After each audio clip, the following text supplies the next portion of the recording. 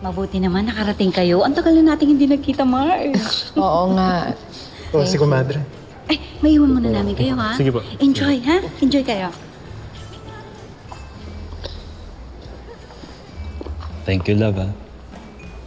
Sobrang saya ko. Hindi mo lang alam kung gaano ko na-miss to. Yung ganito. Yung tayong dalawa. Parang dati. Nag-promise tayo sa isa't isa, love, na ayusin natin to. At kay Jasmine. Kaya kailangan ko rin alagaan ang sarili ko para mapagpatuloy kong pag-aalaga sa atin. Just really glad you're here.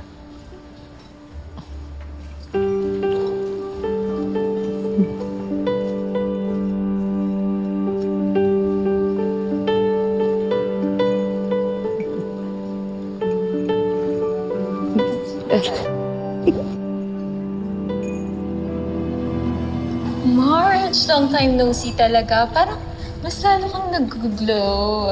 Totoo. You look refreshed. Ano skincare mo?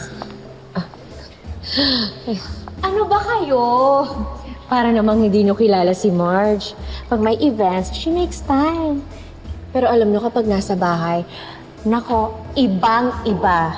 You should see the before and after. Pero gano'n naman talaga kapag hands-on mommy. Kaya hindi mo naman kailangan i-bring up yun.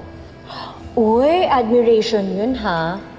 Ang hirap nga ng ginagawa mo. Biruin mo, nababalanse mo si Jasmine and work. They should know how dedicated you are. Ay, Thea, guess what? We're planning to have a quick getaway in Cebu! Cebu? Next month. Yes. Baka bet mo sumama. Oh my gosh, seriously? That sounds fun. I'm game. And I'll take you to the best spots. Yung food market sa Lahog, the beaches, and may bagong cafe na sobrang cute. Ano naman kayong pwedeng puntahan sa Cebu? Ay nako, ako nang bahala sa inyo. Perfect! That's good!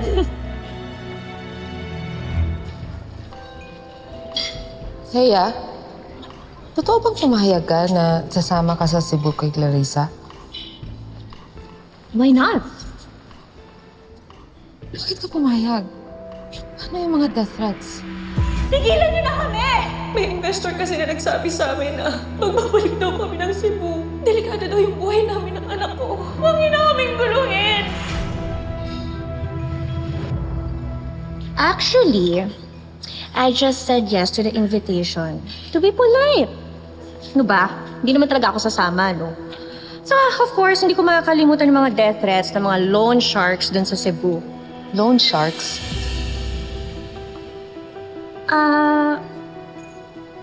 Oo. Ang sabi mo sa akin, sa investors galing ang utang. Sa kanila din galing ang death threats. Hindi sa loan sharks. Marge, ang dami na namin pinagdadaanan. Alam mo yon, minsan nag-overlap yung mga terms.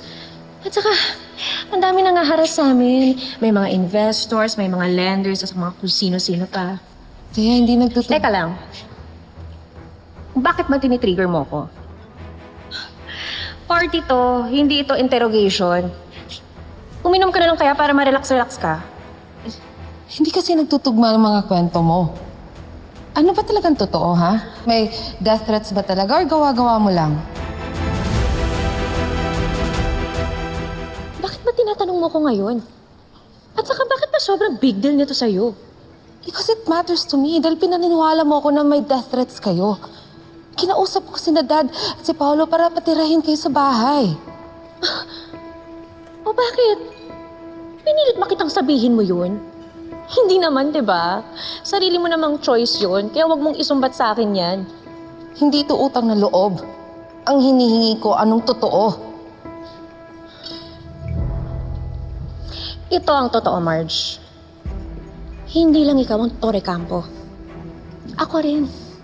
Kaya habang nakadikit yung apelyido namin ng anak ko, may pwesto kami sa bahay na yon. May death threats man or wala, totoo man o hindi lahat, totoo na mga sinasabi ko. Wala kang magagawa, Marge. hindi mo mababago na may karapatan kami sa pamamahay na yun. Kaya hindi ko kinupustro ng karapatan mo bilang Torre Campo. Ang hindi ko gusto, ginagamit mo ako bilang instrumento para sa kasinungalingan mo. So what then? Isusumbong mo ko? Go ahead! Eh wala ka namang proof. It's just your words against mine. Nasa sayo naman yan, Marge. Gusto mo ba na magulo ulit ang pamilya natin kapag siniraan mo ko? Pwede ba hindi paninira ang pagsasabi ng totoo? Huwag ka pa victim dito at huwag mo ilipat sa akin ang blame. Eh sinong sisisihin ko kapag napalayas kami? Maaating ba ng konsensya mo kapag tinakwil ng daddy mo si Edward? At kapag nasira ang future ni Ashley?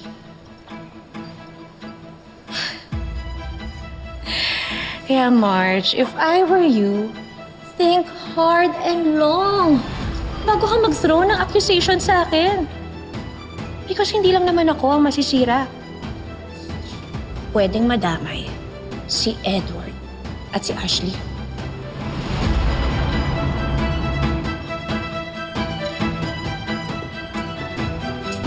What's going on here? May problema ba? Wala. Nire-reminisce lang namin yung mga good old days namin ni Marge. Di ba? Yeah. Good old days. May mga bagay na ganun pa rin at hindi magbabago. Love, let's go. Gusto ko pa raw kamustahin ng mga colleagues natin. Huwag mo kakalimutan yung advice ko sa'yo, ha? Sis. Let's go.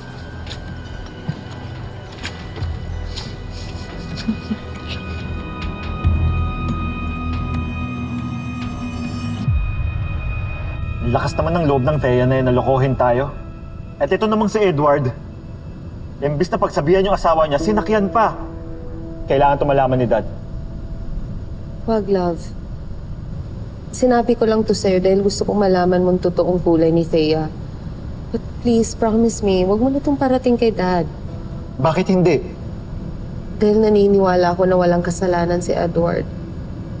Pinagbigyan lang niya si Thea dahil asawa niya. Love, iniisip ko din yung anak nila. Naawa ko kay Ashley dahil siya ang pinakamaapektuhan kapag pinalaya sila. Yeah. You're right. Hindi dapat madami si Ashley sa kaguluhang ginawa ng mama niya. Mas mapoprotektahan natin siya at masisecure yung future niya kapag sa atin siya tumira. Hindi ko alam na sobrang concern mo pala ang welfare ni Ashley. Of course. Concern ako sa kanya. Pamangkin ko siya eh. Yes. We have to look out for her. Kawawa naman yung bata kung mahawa siya sa hindi magandang asal ng nanay niya. Nagsisi talaga ako na naniniwala ko nagbago na si Thea. Bukod sa pagsisinungaling, I'm sure may ginawa pa siyang mas worse.